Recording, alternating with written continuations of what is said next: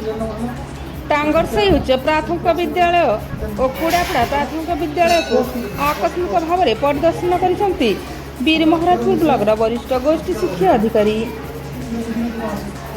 वीर Maharajpur block टांगरसाई उच्च प्राथमिक विद्यालय और कुड़ापड़ा प्राथमिक विद्यालय को आकस्मिक भाव में परिदर्शन कर वरिष्ठ गोष्ठी शिक्षा अधिकारी श्रीयुक्त शांतनु कुंभकार।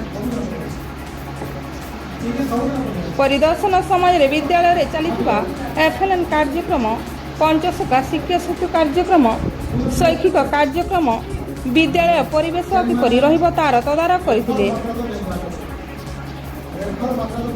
शिक्षक मानकर lesson diary, activity register, question bank, TLM bank, tracking register, assessment register इत्यादि को से तनखी दिले।